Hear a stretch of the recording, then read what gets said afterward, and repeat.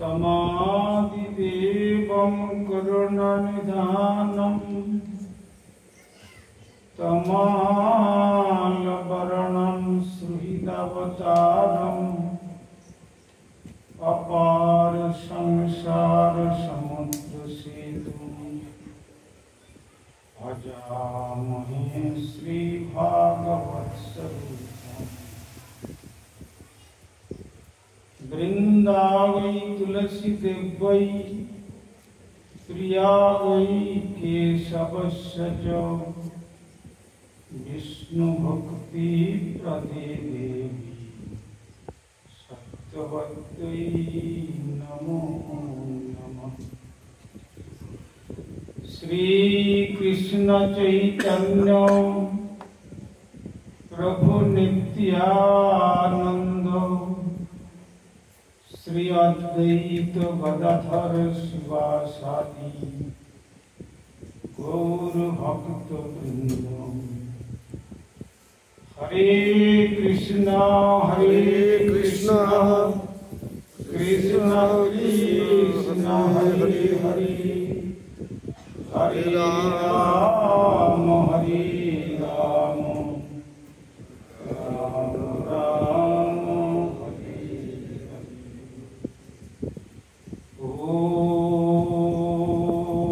ओम सर्वे भवन्तु सुखिनः सर्वे सन्तु निरामयाः सर्वे भद्राणि पश्यन्तु मा कश्चित् दुःखभाग् भवेत्। ॐ शान्ति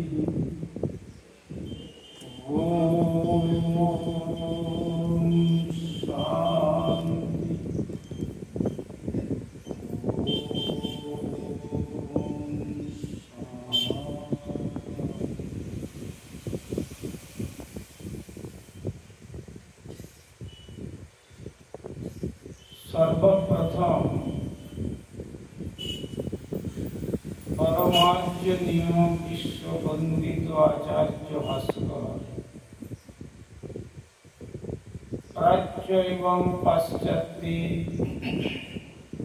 श्री चैतन्य महाप्रभुर प्रेम धर्मेर बाणी निर्भीक प्रचारक प्रभु कलि युग पावनावतारी भुवन मंगल परम करुण श्रीमन महाप्रभु अभिन्न श्री श्री नित्यानंद मूर्त प्रकाश मूर्ति जिन्हें जगत गुरु जुगाचार्य श्रील प्रभुपाद भक्ति सिद्धांत सरस्वती गोस्वामी ठाकुरेर अनुकंपित जनेर अन्यतम कृपा भाजन परमाराध्य श्री गुरुपाद पद्म ओं विष्णुपाद परिव्राजकाचार्य पूज्य त्रिदंडी स्वामी श्री श्रीमद् भक्ति कुमुद संत गोस्वामी ठाकुरेर रातुल चरणे संख्यात्य षष्टांग दंडवत प्रणति जानिए तार अहैतुकी कृपा आशीर्वाद प्रार्थना। तदनंतर এই জগড়ুপদা গ্রামে যে সমস্ত বিশেষ পতিত পাবন মহাত্মাগণ শুভ পদার্পণ করেছিলেন তাদের চরণ বন্দনা করতে গিয়ে তাদের পাদ পদ্ম আমরা স্মরণ করব।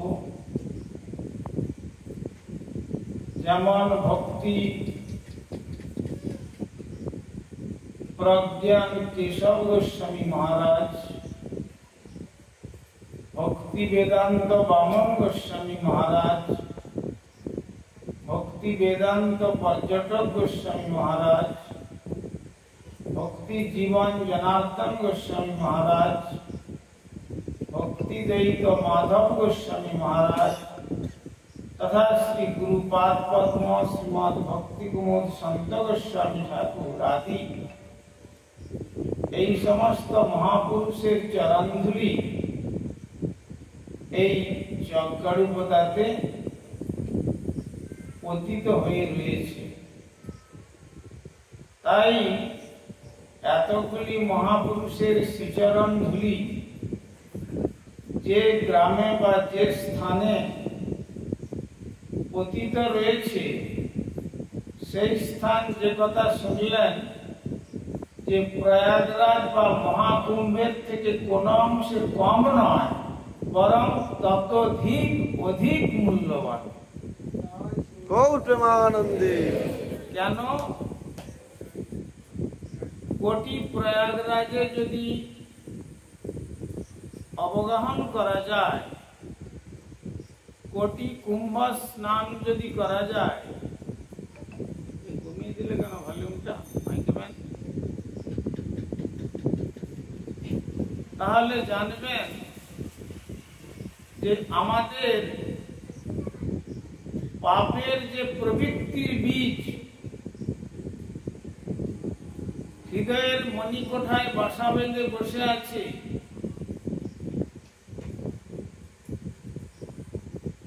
সেই পাপের বীজকে সমূলে কোটি গঙ্গা স্নান বা কোটি প্রয়াগ তীর্থ বা কোটি কুম্ভ স্নান করলেও ক্ষমতা নেই সমস্ত এই তীর্থে স্নান করলে পাপীদের পাপ বিনষ্ট হবে। কিছু মহাপাপ কার্য করছেন, পুরোহিত মশাইয়ের কাছে গেলেন, তিনি বললেন মস্তক মুন্ডন করে গঙ্গায় স্নান করে তারপরে এসো, তোমার প্রায়শ্চিত্ত করে দেব। প্রায়শ্চিত্ত করলেন, তারপরে 6 মাস পরে দেখা যাচ্ছে যে আবার একটা প্রাণী হত্যা করে বসছে। কেন না হত্যার প্রবৃত্তিটা নষ্ট হচ্ছে না। সেই জন্য আমাদের নরোত্তম ঠাকুর বলছেন, তীর্থ জল পবিত্র গুণে লিখিয়াছে পুরাণে, সেসব ভক্তির প্রবঞ্চন। ভক্তিতে বঞ্চনা করেছে, আর শুদ্ধ বৈষ্ণবের পাদদক সমন্বয়ে এইসব, যাতে হয় বাঞ্ছিত পূরণ।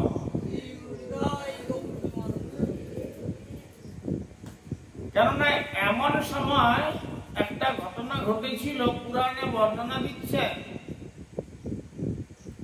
সমস্ত তীর্থ একত্রিত হয়ে একযোগে ভগবান শ্রীহরির চরণে অভিযোগ জানালেন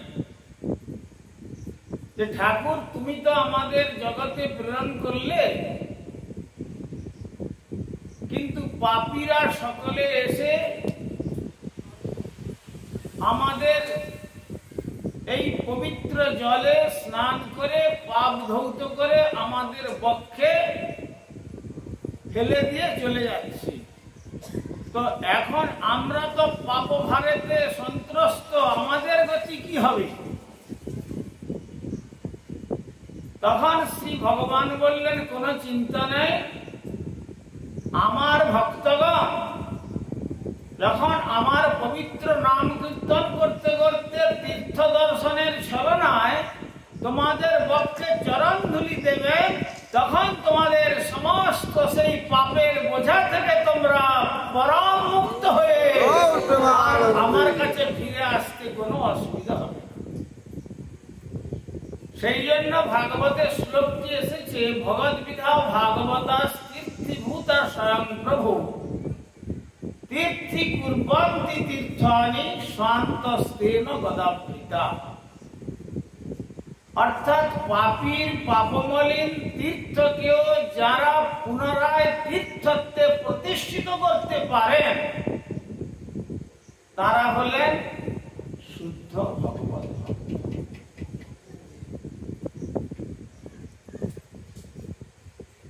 জন্য পদকর্তা বলেছেন না, বৈষ্ণব চরণ জল প্রেম ভক্তি দিতে বল, আর কেহ নহে বলবন্ত। সেখানে যদি আমরা কোটি গঙ্গা স্নান করি, কোটি তীর্থেতে স্নান করি, তার দ্বারাও আমরা ভগবত ভক্তি লাভ করতে পারব।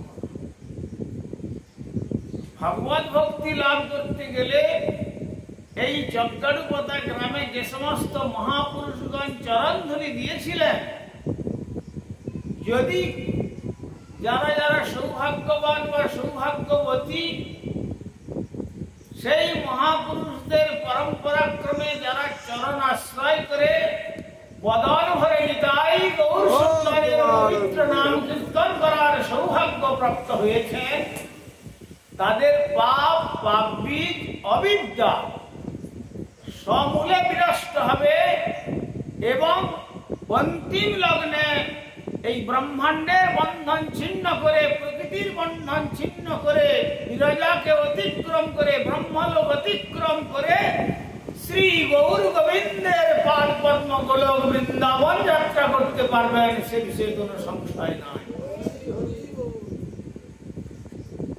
আজ বড় সুখের বিষয় যে এহেন চজ্ঞারূপতা গ্রামে আপনাদের সুপরিচিত এবং সকলেরই খুব প্রিয় ছিলেন স্বর্গীয় মনীন্দ্রনাথ রায় মহাশয়, আর তারই সুযোগ্য পুত্রদ্বয় অশোক বাবু এবং অলোক বাবু আজ এই শ্রী চজ্ঞারূপতার পবিত্র ভূমিতে ভগবান শ্রী রাধা গোবিন্দ এবং শ্রী গৌর নিত্যানন্দ আর বৈষ্ণব শ্রেষ্ঠ কৈলাসধিপতি দেবাদিদেব শঙ্করের শ্রীমন্দির এখানে রচনা করেছেন। অতএব আমাদের ইচ্ছা থাকুক আর না থাকুক, যখন এই পথ দিয়ে আপনারা কেউ যাবেন, সকাল সন্ধ্যা ভগবানের আরতি দর্শন শ্রবণের সৌভাগ্য হবে, আর শ্রীমন্দির প্রদক্ষিণের সৌভাগ্য লাভ করবেন। তারপরে আরো সৌভাগ্যবান যারা অকাল মৃত্যু হরণং সর্বব্যাধি বিনাশনং বিষ্ণুপাদলকং পিত্বা শিরসা ধরয়াম্যহম, শ্রী শালগ্রাম নারায়ণের চরণামৃত পান করে অকাল মৃত্যু থেকে নিজেদেরকে রক্ষা করবেন, সর্বব্যাধি বিনাশ হবে। আবার তারপরে যদি আরো সৌভাগ্যবান যারা, তারা শ্রী ভগবানের প্রসাদ গ্রহণ করে শ্রী বদন ভরে দুটো বাহু তুলে নিতাই শ্রী নাম সংকীর্তন করবার সুযোগ পাবে। কেন? মহাপ্রসাদে গোবিন্দে নাম ব্রহ্মণি বৈষ্ণবে স্বল্প পুণ্যবতং রাজন বিশ্বাস নৈব জায়তে। যারা অল্প ভাগ্যবান, যাদের স্বীকৃতি নেই, মহাপ্রসাদ যে ভগবানের অভিন্ন কৃপার মূর্তি। প্রসাদ শব্দের অর্থ কি? কৃপা, করুণা। ভগবান কৃপা করে প্রসাদ রূপে তিনি তাকে দিচ্ছেন। তাই মহাপ্রসাদ এবং শ্রী গোবিন্দতে কোনো ভেদ নাই। আবার শ্রী গোবিন্দের সঙ্গে, গোবিন্দের নামের সঙ্গে কোনো ভেদ নেই। আর তার নামের সঙ্গে শুদ্ধ ভক্তের ঐকান্তিক অচিন্ত ভেদাভেদ সম্পর্ক। সুতরাং আমি মনে করি যে এই চকগাড়ুপোতা গ্রামটি কোনো একটা মেদিনীপুর জেলার একটা ছোট্ট গ্রাম নয়। যে সমস্ত মহাপুরুষের চরণ স্পর্শে ধন্য হয়েছে এই চকগাড়ুপোতা গ্রাম, এটি যেন অভিন্ন শ্রী বৃন্দাবনেতে পরিণত হয়েছে। তাই আপনারা এই শ্রীধাম বৃন্দাবনে বসে বসে অন্তত আর কিছু না হোক শ্রী বৃন্দাবন চন্দ্র এবং বৃন্দাবনেশ্বরী বিশ্বভানুনন্দিনী রাধা ঠাকুরানীর যদি শ্রী নাম গ্রহণ করতে পারেন, তাহলে আমাদের মনুষ্য জীবন সার্থক। কেন? কেহ মানে কেহ না মানে সব তার দাস, আর যে মানে তার হয় শ্রী গোলকেতে বাস, আর যে না মানে সেই পাপে তার হয় সর্বনাশ। অতএব এমন পরম পবিত্র তীর্থে বসে আপনারা যদি শ্রী ভগবানের ভজনবদ্বন্দের শ্রী নাম গ্রহণ করবার সৌভাগ্য প্রাপ্ত হন, তাহলে এই যে আমরা 84 লক্ষ জনি পরিভ্রমণ করে দুর্লভ মনুষ্য জন্ম আমরা লাভ করেছি, এই মনুষ্য জন্মটা সহজে লাভ হয় নাই। এই মনুষ্য জন্ম বিশেষ করে এই ভারত ভূমিতে মানবীর গর্ভে মানব হয়ে জন্মগ্রহণ করবার সৌভাগ্যটা অর্জন করবার পূর্বে আমাদের 84 লক্ষ জনি পরিভ্রমণ করতে হয়েছে। শাস্ত্রে তার লিস্ট একটা চার্ট দিয়েছেন, হিসাব করুন। জলজা নবলক্ষানি, জলজন্তু এর পূর্বে জলজন্তু হয়ে আমরা 9 লক্ষ বার জন্মগ্রহণ করেছি। স্থাবরা লক্ষ বিংশতি, 20 লক্ষ বৃক্ষ প্রস্তরাদি হয়ে জন্ম লাভ করেছি। কৃময় রুদ্র সংখ্যকা, এই নর্দমার ক্রীড়া থেকে আরম্ভ করে যত রকমের কৃমি কীট 11 লক্ষ বার জন্মগ্রহণ করেছি। পক্ষীরাম 10 লক্ষ, পক্ষীগুলোতে 10 লক্ষ বার আমাদের জন্মাতে হয়েছে। 300 লক্ষানি পশব, 30 লক্ষ পশুকুলে জন্মগ্রহণ করতে হয়েছে। কত হলো? 80 লক্ষ। তারপরে 4 লক্ষানি মানবা, তারপরে 4 লক্ষ মানব কুলে জন্মগ্রহণ করতে হয়েছে। তার মধ্যে আবার কোল, ভিল, মুন্ডা, নাগা, গারো, লেপচা, ভুটিয়া, খাসিয়া, রাশিয়ার জঙ্গলে বা আন্দামান দ্বীপপুঞ্জে এখনো দেখবেন কত রকমের মানুষ হয়েছে বটে, কিন্তু এখনো তারা বস্ত্রাদি পরিধান করে না। বা আমার আপনাদের মতো মানুষকে যদি একান্ত দেখতে পায়, ইট পাটকেল ছুঁড়ে মেরে ফেলবে, আর পাথরে পাথরে ঘষে বা কাঠে কাঠে ঘর্ষণ করতে করতে আগুন জ্বালিয়ে অর্ধদগ্ধ করে আর তাদের উপাদেয় খাদ্য রূপে আপনাদের ভোজন করবে। তারাও মানুষ, কিন্তু তারা মানুষ হলেও ওই 80 লক্ষের পর থেকে তারা এই প্রকার মানুষ হয়ে জন্মেছে।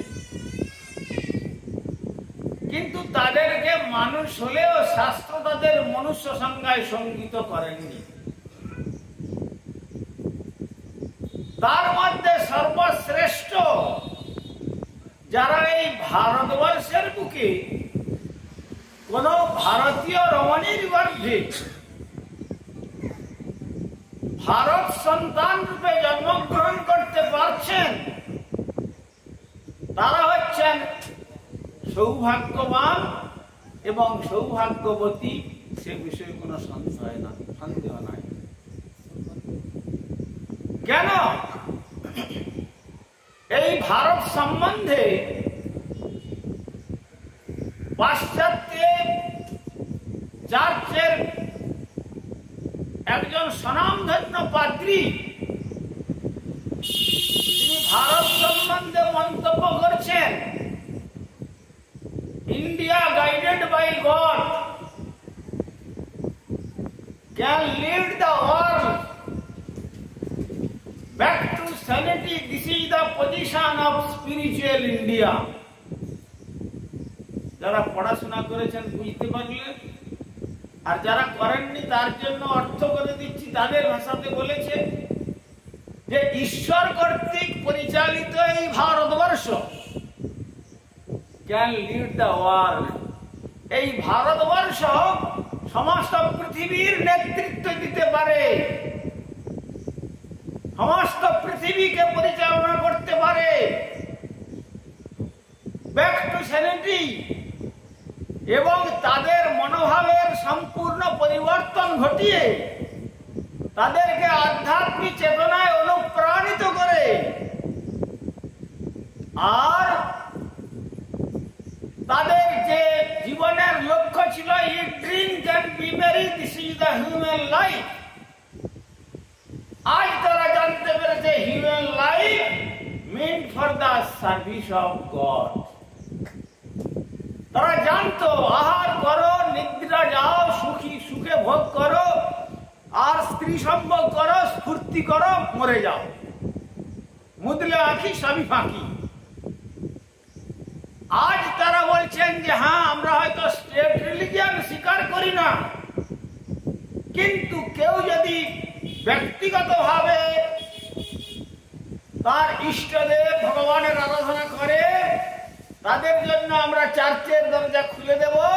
তারা চার্চে গিয়ে সেই শ্রীমন্দিরের প্রান্তরে বসে বসে পরমানন্দে বদন ভরে নিতাই গৌর সুন্দরের পবিত্র নাম কীর্তন করুক। যে কমিউনিস্ট কান্ট্রি রাশিয়াতে যার রাজপথে ভগবানের নাম করলে গুলি করে মেরে দেওয়া হতো, আজ সেই স্থানেও আমাদের গুরুবারদের করুণাতে তারাও আমরা ভারতীয় হয়েও তো শিক্ষা রাখতে খুব লজ্জাবোধ করি। আর কারো যদি পিতৃমাতৃ বিয়োগ হয়, যদি বলা যায়, পুরোহিত মশাই বলে দিয়েছেন যে পুরা মস্তক মুন্ডন করা চলবে না, তাহলে খণ্ডিত হয়ে যাবে, একটু শিক্ষা রাখতে হবে। তখন বললেন ওটা আবার কি, ওর শিক্ষা আমরা রাখতে পারবো। আজ সেই নাস্তিক দুনিয়ার লোক এই যে কয়েকদিন আগে গৌর পূর্ণিমা পরম পবিত্র তিথি মায়াপুরে প্রতিপালিত হলো নবদ্বীপ পরিক্রমার মাধ্যমে, হাজার হাজার শ্বেতাঙ্গমান তারা মাথায় মস্তক মুন্ডন করেছে, বড় বড় শিখা রেখেছে, গলায় মোটা মোটা তুলসীর মালা, তাদের সঙ্গে হরিমন্দির তিলক রচনা করেছে, আর হাতে হরিনামের ঝোলা, কেউ বা খোল করতাল নিয়ে, আর দুবাহু তুলে নিতাই গৌর সুন্দরের পবিত্র নাম কীর্তন করছে। আর শ্রীমন মহাপ্রভুর আবির্ভাব স্থানে, সেই স্থানে গিয়ে তারা গড়াগড়ি দিচ্ছে, আর সেই স্থানের ধূলিকণাকে তারা পরম যত্নের সহিত মস্তকে দিচ্ছে, আর কিছু কিছু তারা সংগ্রহ করে নিয়ে আবার তারা তাদের স্বদেশে ফিরে যাচ্ছে। 1974 সালে যখন রাশিয়া থেকে এক প্লেন সন্ন্যাসী ভক্ত গৈরিক বসন ধারণ করে আপনাদের দমদম এয়ারপোর্টে প্লেনটা ল্যান্ডিং করলো, তারপরে তারা ওইখানে নেমেই সেই এয়ারপোর্টেই নিজেদের অঙ্গেতে ধুলি মাখছে। তখন সাংবাদিকগণ গিয়ে জিজ্ঞাসা করছেন যে তোমরা কি পাগল নাকি, এখানে এই এয়ারপোর্টের মধ্যে গড়াগড়ি দিচ্ছ, ব্যাপারটা কি? তখন তারা বলছে, জানো আমরা ভারতীয় সনাতন সংস্কৃতির বাহক শুদ্ধ মহাত্মাগণের শ্রীমুখ থেকে শ্রবণ করেছি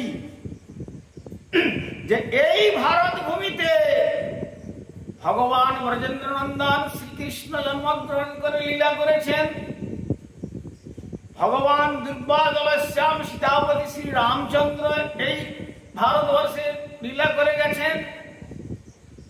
আর যে বঙ্গভূমিতে এখন আমরা এসে পৌঁছলাম, এই বঙ্গভূমিতে প্রাদেশিকতার কথায় বলতে গেলে মহাত্মা শিশির কুমার বলেছিলেন, বাঙালির হিয়া অমিয় মথিয়া শ্রী নিমাই ধরেছে কায়া।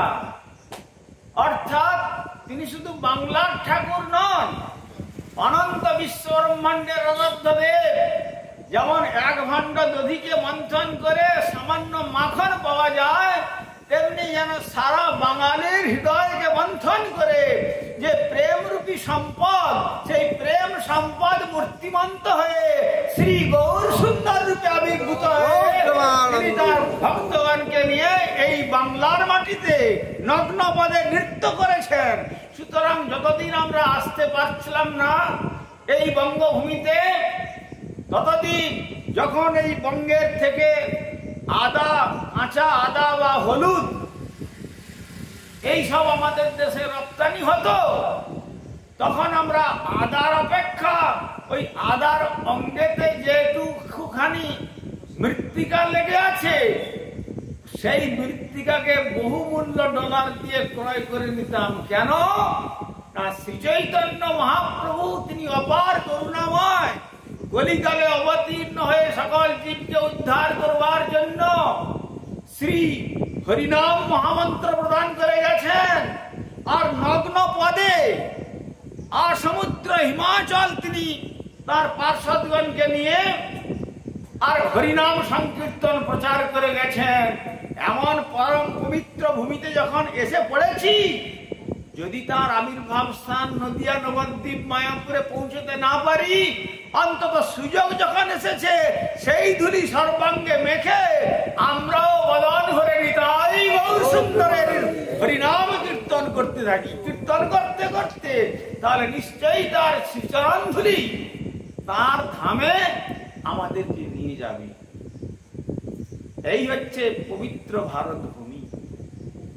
এই জন্য কবিরাজ গোস্বামী চরণ তিনি এই ভারত সম্বন্ধে বলছেন, এমন ভারত ভূমিতে হইল মনুষ্য জন্ম, যার জন্ম সার্থক করি কর পর উপকার।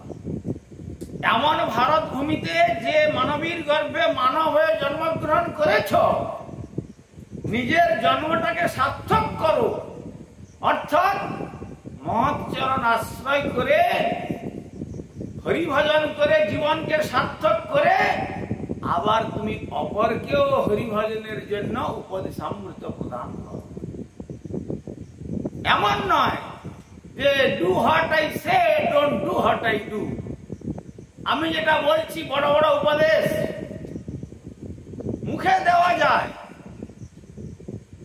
যদি আচরণ কিছু না থাকে। ক্লাসে মাস্টার মশাই গিয়ে ছেলেদের বলছেন, দেখো তোমরা খবরদার কেউ ধূমপান করবে না।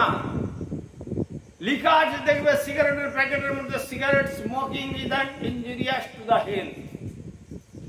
ধূমপান স্বাস্থ্যের পক্ষে ক্ষতিকারক, খবরদার কেউ ধূমপান করবে না। তারপরে যদি মাস্টার মশাই ওখানে ক্লাসে বসে নিজে ধূমপান করে ছাত্রদের দিকে ধোঁয়া ছেড়ে দেয়, ছাত্ররা কি মনে করবে? যদি ধূমপান নিষেধ হতো তাহলে মাস্টার মশাই কেন করছেন? তাহলে মাস্টার মশাইয়ের কাছে ধূমপান না করে অন্যত্র ধূমপান করা যায়, তাই তো? কিন্তু সেই রকম বক্তব্যের দ্বারা জীবের মঙ্গল হবে না। মহাপ্রভু বললেন, আপনি আচারী ধর্ম জীবের শিখায়। আপনি না কইলে ধর্ম শিখানো না যায়। আচার করেন কেহ না করে প্রচার, প্রচার করেন কেহ না করে আচার।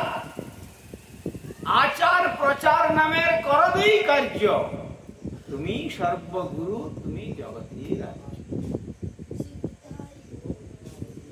অতএব যে কথাটা বলবো সে কথাটা বলার আগে তার নিজের জীবনকে সেইভাবে তৈরি করতে হবে। সেই জন্য তিনি আচার্য। আচিনতি চ শাস্ত্রার্থম,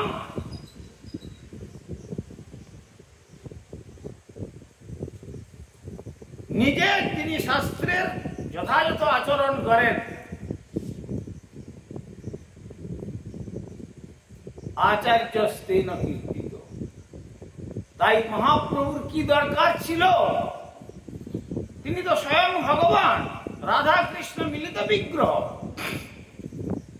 তিনি 24 বৎসর বয়সে শেষ পর্যন্ত সন্ন্যাস পর্যন্ত গ্রহণ করলেন। কি কঠোর দেখুন! ঘরে বিধবা জননী আর বিষ্ণুপ্রিয়া, তাকে পরিত্যাগ করে তিনি সন্ন্যাস ধর্ম গ্রহণ করে বেরিয়ে গেলেন। আর তার পূর্ব মুহূর্ত পর্যন্ত বাল্যলীলা করেছেন। তারপর তার পাণ্ডিত্য নবদ্বীপে প্রকাশ করেছিলেন। তারপরে তিনি তার বিষ্ণুপ্রিয়ার সঙ্গে তার পরিণয় হয়েছিল। 4টে আশ্রমেরই কার্য তিনি করেছেন: ব্রহ্মচর্য, গার্হস্থ্য, বানপ্রস্থ, সন্ন্যাস। কেন তিনি সন্ন্যাস গ্রহণ করলেন? না করলে কি হতো না? জগৎকে দেখিয়ে দিলেন যে সন্ন্যাস মানে সম্যক প্রকারের ন্যাস ত্যাগ করা। আর যারা রয়েছেন তোমার সম্বন্ধ সূত্রে, বললেন আমরা কেউ কাউকে রক্ষা করতে পারি না, সকলের রক্ষক হচ্ছেন একমাত্র ভগবান। ভগবান রক্ষা করবেন। সুতরাং বৃদ্ধা জননী আর ওই পত্নী, এদেরকে শ্রী ভগবানই রক্ষা করবেন। আমি রক্ষাকর্তা নই।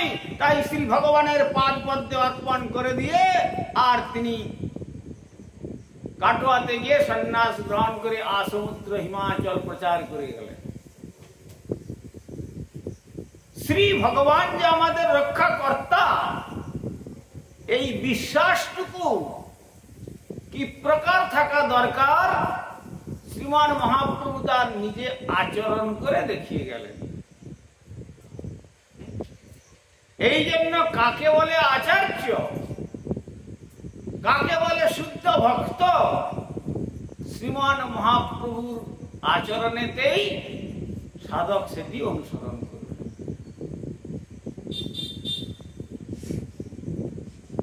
শ্রীমান মহাপ্রভুর এই যে পরম পবিত্র আচরণ, তাই আচার্য পাওয়া জগতে দুর্লভ জানিয়া সাধু গুরু রূপে গোরা আইলা নদিয়া। বৃন্দাবন দাস ঠাকুর বলছেন আচার্য, প্রকৃত আচার্য পাওয়া দুর্লভ জেনে একাধারে সাধু আবার একাধারে গুরু রূপ ধারণ করে সেই ব্রজের শ্রী রাধা কৃষ্ণ মিলিত বিগ্রহ ঔদার্য রসঘনমূরতি পদকর্তা যার বন্দনা করছেন, শ্রী রাধা ভাবদ্যুতি সুবলিতং নৌমি কৃষ্ণ স্বরূপম। হে রাধা কৃষ্ণ মিলিত বিগ্রহ শ্রীকৃষ্ণ চৈতন্য। তাই জানাইয়া শ্রীকৃষ্ণ চৈতন্য, সে কারণে নাম হইল কৃষ্ণ জানাইয়া জীব জগৎ কইল ধন্য। সে কারণে নাম হইল প্রভুর শ্রীকৃষ্ণ চৈতন্য। অতএব শ্রীকৃষ্ণকে কিভাবে জানাতে হয়, নিজে আচরণ করে আচার্যের কার্য করে তিনি জগৎকে দেখিয়ে গেলেন।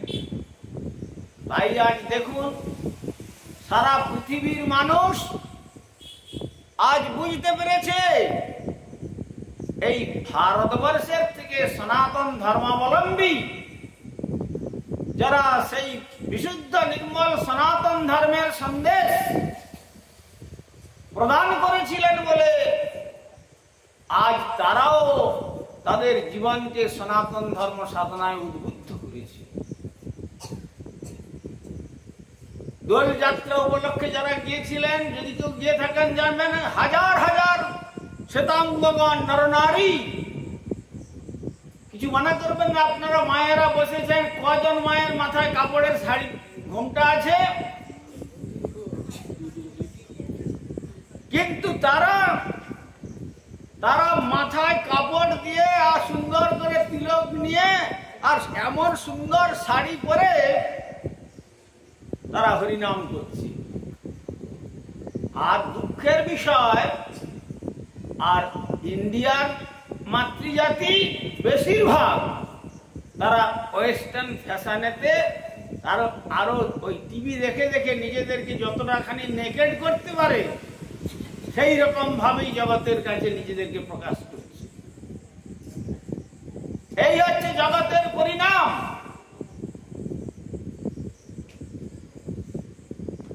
ভাবলে অবাক হয়ে যেতে হয়। আমাদের গুরুপাদ বন্ধু যখন জার্মানিতে গিয়েছিলেন, 3 মাসের ভিসা ছিল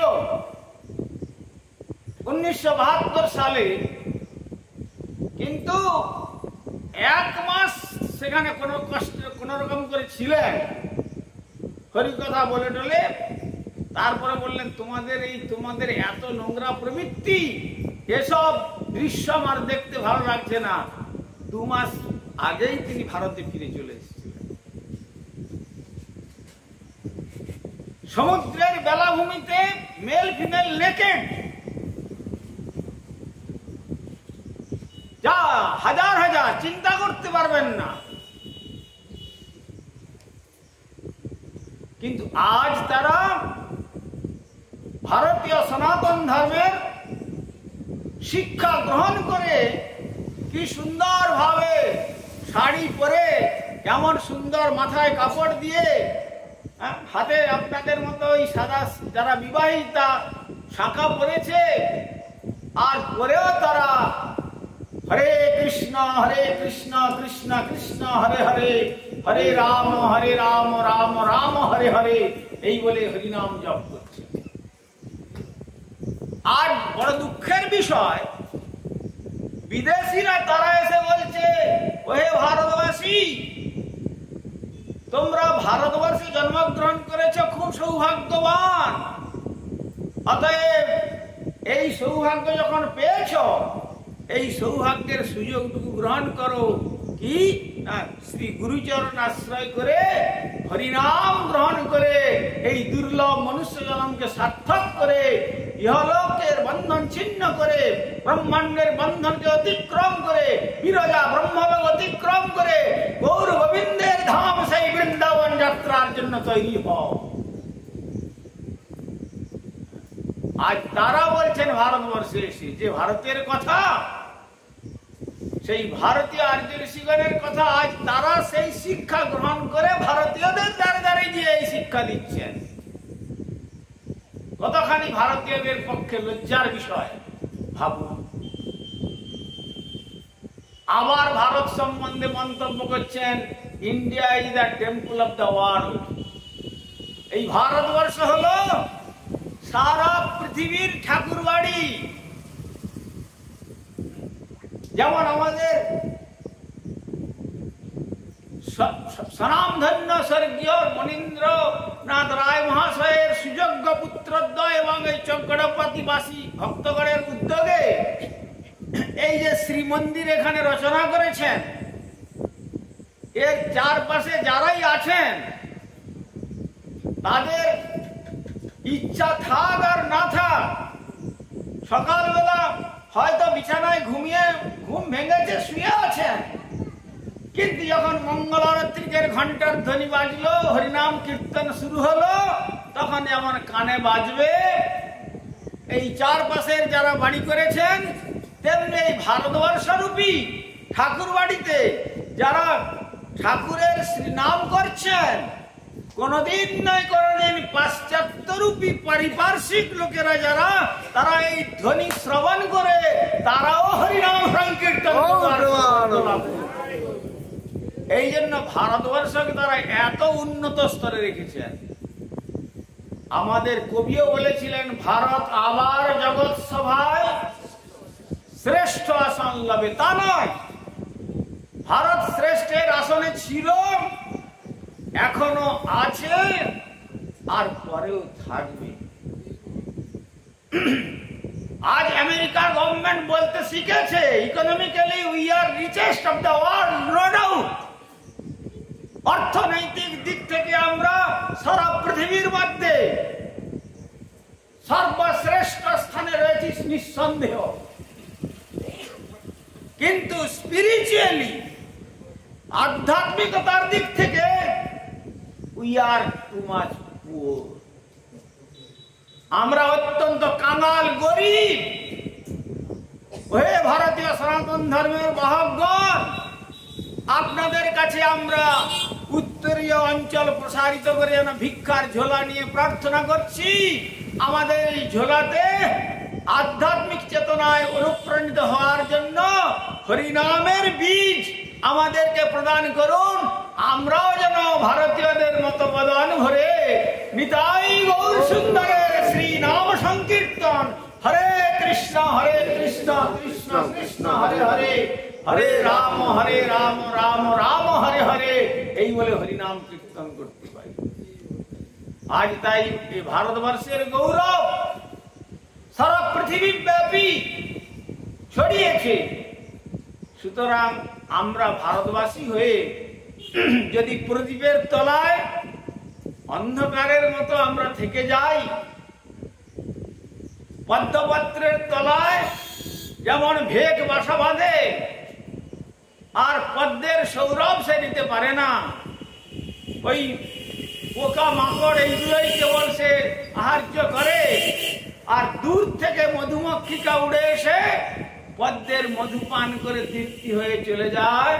আর 7 সমুদ্র 13 নদী অতিক্রম করে তারা এসে এই ভারত রূপী পদ্মের কৃষ্ণ প্রেম রূপী মধু তারা প্রাণ ভরে আস্বাদন করছে, আর আমরা ওই পদ্মের তলায় ভেকের মতো পচা কর্দম অর্থাৎ অমেদ্যাদি দ্রব্য এইসব গ্রহণ করে জীবনটাকে ধ্বংসের পথে নিয়ে চলে যাচ্ছি। তাই মহাপ্রভু বললেন, ওহে আমার ভারতবাসী শোনো। প্রভু কহে নিত্যানন্দ প্রভু এবং হরিদাস ঠাকুরকে কি বলেছিলেন? প্রভু কহে কহিলাম, শোনো শোনো নিত্যানন্দ, শোনো হরিদাস, সর্বত্র আমার আজ্ঞা করহ প্রকাশ, প্রতি ঘরে ঘরে গিয়া করো এই ভিক্ষা, বল কৃষ্ণ ভজ কৃষ্ণ কর কৃষ্ণ শিক্ষা।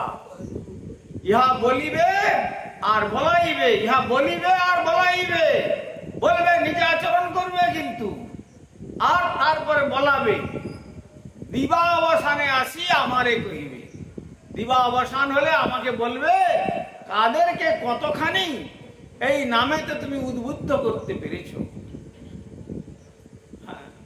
তো তাই শ্রীমান মহাপ্রভু শ্রীরাম অবতার, নৃসিংহ অবতার বা শ্রীকৃষ্ণ অবতারী রূপে এবং নারায়ণ রূপে অন্যান্য যুগে যখন এসেছিলেন, তারা যখন দেখছেন যে বিধর্মী শত্রু তাদেরকে সুদর্শন দিয়ে, ধনুক দিয়ে আর গদা দিয়ে হত্যা করেছেন, কিন্তু আমাদের শ্রীমান মহাপ্রভু কি করলেন? এবে অস্ত্র না ধরিলা, প্রাণে কারেও না মারিলা, চিত্ত শুদ্ধি করিল সবা। যখন হরিদাস ঠাকুর নিত্যানন্দ প্রভুকে বলছেন নাম প্রচার করতে বেরিয়ে যাও, তখন ব্রাহ্মণ সন্তান জগদানন্দ বন্দ্যোপাধ্যায় আর মাধবানন্দ বন্দ্যোপাধ্যায় জগা মাধা তারা শুনে বলছে হরিনাম, আচ্ছা এসো। তারা মদ পানেতে একবারে উন্মত্ত হয়েছিল। যখন নিত্যানন্দ প্রভু বললেন, ভাই জগাই মাধাই তোমরা একটু হরিনাম করো, তাতেই তোমাদের জীবনে ধন্য হবে, হরিনাম।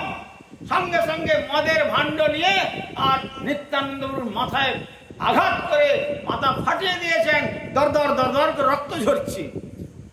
আর হরিদাস ঠাকুর শ্রীমান মহাপ্রভুকে গিয়ে বললেন, প্রভু আজ নাম প্রচার করতে গিয়ে এই অঘটন ঘটেছে।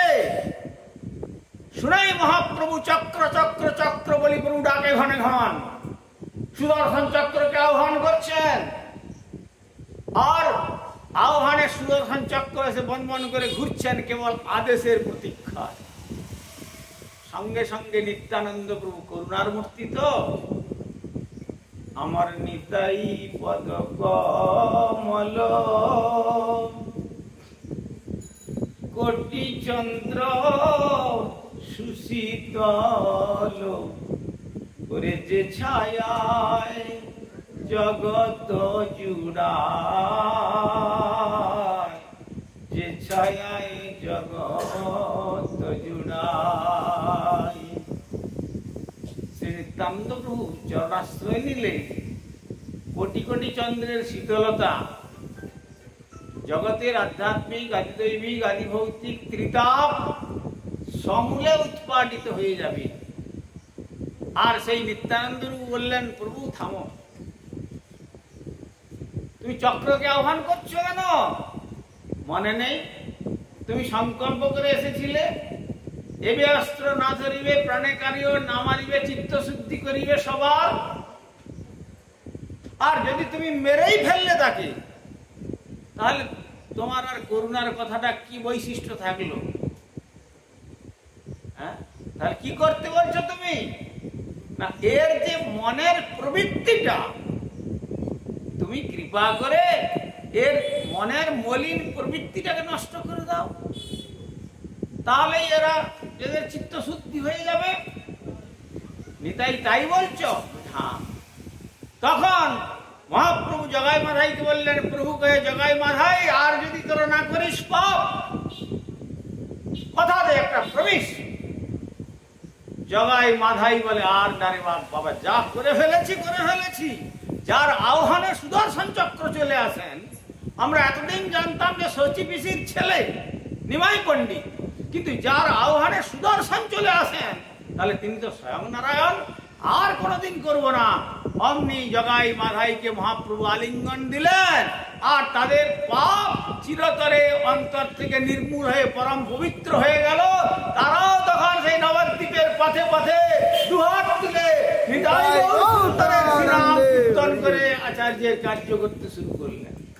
আর গঙ্গার ঘাটে বসে বসে বললেন, যারা এসেছো ভাই, গঙ্গা পারে যাবে, তোমরা সকলে বদন ভরে শ্রী হরিনাম কীর্তন করো।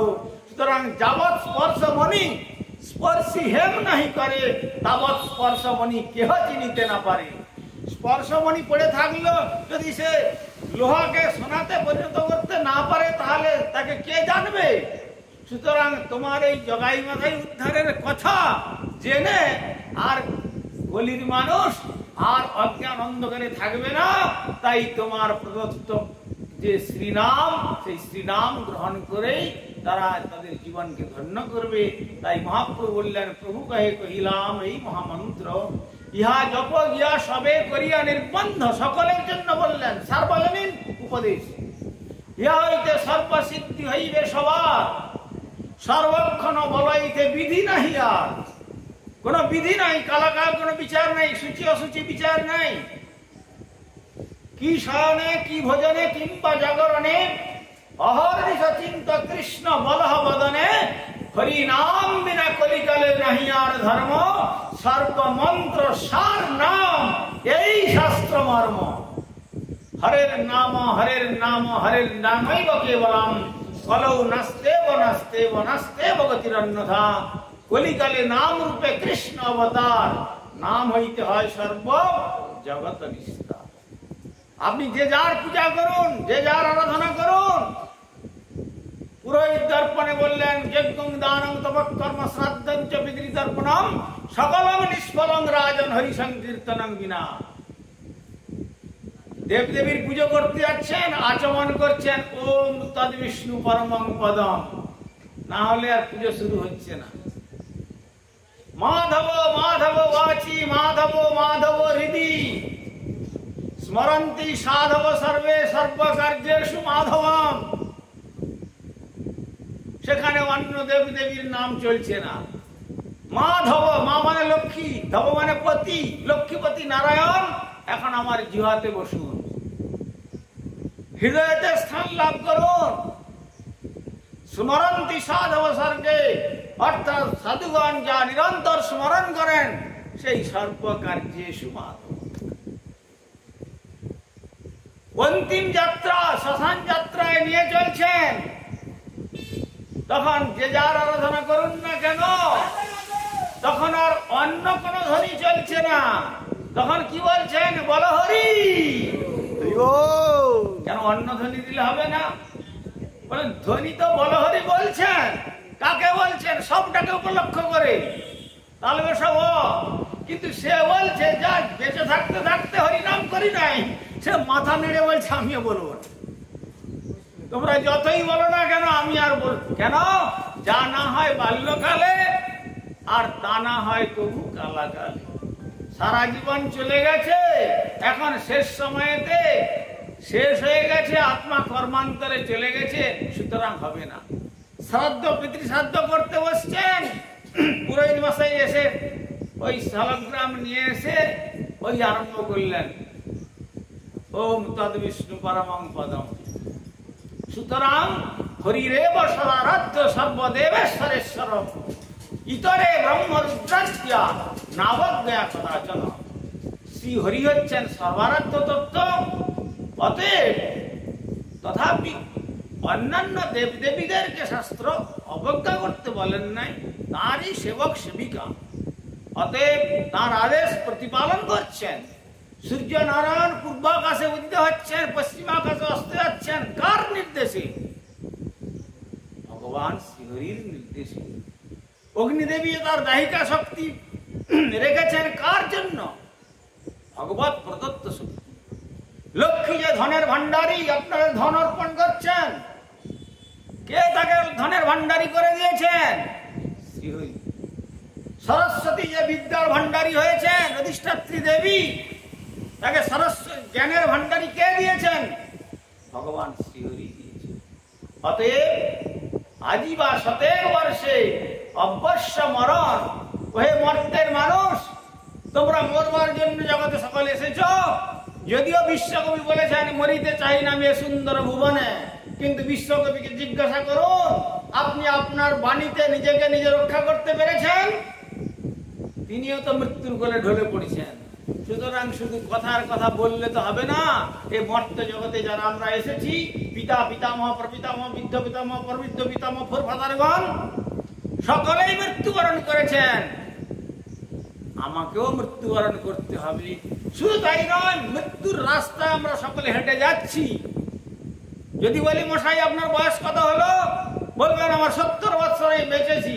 70 বছর আমার পরমায়ু থেকে মাইনাস হয়েছে, এক্সপায়ারি হয়ে গেছে, মরে গেছি 70 বছর, বাঁচি নাই, উল্টো ক্যালকুলেশনটা হয়েছে। কিন্তু ভ্রমটা কখন ভাঙে? যখন শেষ নিঃশ্বাস বেরিয়ে যায় তখন মনে করে যে লোকটা মরে গেল। তা নয়, জন্মে মাতৃগর্ভের থেকেই মৃত্যুবরণ করতে করতে করতে করতে করতে করতে আসছে। আমার গুরুপাদ পদ্ম আরো সুন্দর একটা ছোট্ট উদাহরণ দিতেন। একটা বালক জন্মেছে যেদিন, সেদিন তার ফটো তুলুন, 6 মাস পরে অন্নপ্রাশনের সময়তে ফটো তুলুন, 2 বছর পরে তুলুন, আবার 5 বছরে কৌমার বয়সে তুলুন, আবার যখন স্কুলে যাচ্ছে তখন তুলুন, তারপরে যখন কলেজের স্টুডেন্ট তখন তুলুন, তারপরে যখন ইউনিভার্সিটিতে গেল তখন তুলুন, তারপরে যখন কর্মব্যস্ত হলো তখন কর্মজীবনের ফটো তুলুন, তারপরে রিটায়ার করে যখন বার্ধক্য এসেছে তখন তুলুন, আর মৃত্যুর আগের দিন ফটো তুলুন। কোন ফটোর সঙ্গে কোন ফটোর মিল থাকবে? জন্মের থেকে সব মরতে মরতে মরতে মরতে এই অবস্থাতে পরিণত হয়। সুতরাং মরতে যখন হবেই, তাই আমাদের শাস্ত্র বললেন আজীবা শতেক বর্ষে অবশ্য মরণ, নিশ্চিন্ত না থেকো ভাই, যত শীঘ্র পারো ভজ শ্রী গোবিন্দ চরণ, জীবনের ঠিক নাই। অতএব যখন এই জগৎ ছেড়ে চলে যেতেই হবে, যত প্রভিডেন্ট ফান্ড বাড়ান আর ব্যাংক ব্যালেন্স যতই করুন, প্রত্যেক দিন পাসবুকটা খুলে যতই দেখুন যে কত ইন্টারেস্ট বেড়েছে, একদিন সব ছেড়ে দিয়ে চলে যেতে হবে। সুতরাং যাওয়ার পূর্বে কি নিয়ে যাবেন, পাথেয় কি নেবেন? এই যে এত কংক্রিট ফাউন্ডেশন করে এত প্যালেস নির্মাণ করেছো, পতি পত্নী পুত্র কন্যা আত্মীয় স্বজন বন্ধু বান্ধব শত্রু মিত্র স্বদেশ বিদেশ চিন্তাধারা করে জগৎকে, এর মধ্যে কিছু নিতে পারবে না?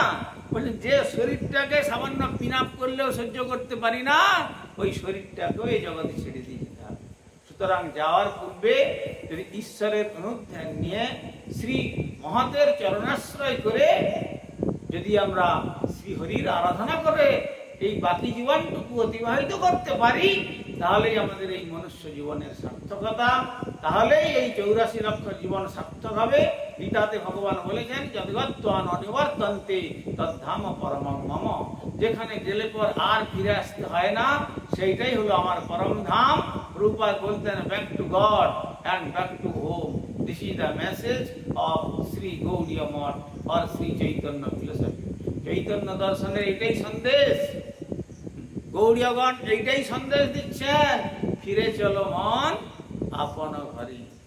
অর্থাৎ এটা তোমার পার্মানেন্ট রেসিডেন্স নয়, ফর দ্য টাইম বিংস খুব টেম্পোরারি অ্যান্ড ট্রানজিটরি।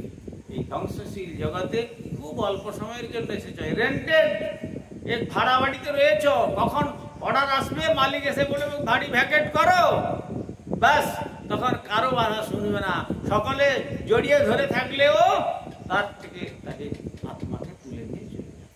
সুতরাং যেতে যখন হবে, যাওয়ার পূর্বে ঈশ্বরের ধ্যান নিয়ে যে পরম পিতা জগতের পিতা কৃষ্ণ যেন হচ্ছে বাপ পিতৃদ্রোহী পাতকীর জন্ম জন্মতা, অতএব তার থেকে আমরা সেই পিতৃদ্রোহী যেন না হয়ে যাই, যিনি এত সুন্দর এই ধরণীকে এত সুন্দরভাবে সুসজ্জিত করে আমাদের প্রাণ রক্ষার জন্য ব্যবস্থা করেছেন, সবকিছুর অনাদির আদি গোবিন্দ সর্ব কারণ কারণম, সেই ভগবান শ্রীহরির আরাধনা করে যদি আমরা যেতে পারি, তাহলেই আমাদের এই মনুষ্য জীবনের সার্থকতা। যাই হোক, আমাদের কি বলবো, অত্যন্ত স্নেহের আবার মাননীয় অশোকবাবু আর অলোকবাবুর ঐকান্তিক আগ্রহে ইনি বলেই রেখেছেন যে আপনি যখন এই এতদ অঞ্চলে আসবেন, এখানে এসে একটু হরিকথা বলবেন। সেই সূত্রেতে আমি জানিয়েছিলাম, তিনিও অত্যন্ত আগ্রহ প্রকাশ করেছিলেন। তাই আজ যজ্ঞরূপতা ভক্তগণের সন্নিকটে আমরা কিছু সময় ভাগবতী কথা শ্রবণ এবং কীর্তনে অংশগ্রহণ করবার সৌভাগ্য লাভ করলাম। আর অধিকাংশই দেখা যাচ্ছে অনেকের মস্তকে তিলক দেখে মনে হয় যে তারা আশ্রয় গ্রহণ করেছেন। তাই আর বাকি যারা আমি বলবো আশ্রয় গ্রহণ করেননি, আর কাল বিলম্ব না করে আশ্রয় গ্রহণ করে এমন দুর্লভ মনুষ্য জন্ম যখন পেয়েছেন, বদন ভরে শ্রী নাম সংকীর্তন করতে করতে জগৎ থেকে প্রস্থানের চেষ্টা করলেই আমাদের দুর্লভ মনুষ্য জন্ম সার্থক হবে। আমি এই বলে পুনরায় সমস্ত ভক্তমণ্ডলী, বৈষ্ণববৃন্দ, মাতৃমণ্ডলী সকলকে যথাযথ বৈষ্ণব অভিনন্দন জানিয়ে আমি আমার বক্তব্য এখানে প্রসংহার করলাম। কৃপা সিন্ধু ভৈবচ পতিতানাং পাবনেভ্যো বৈষ্ণবেভ্যো নমো নমঃ।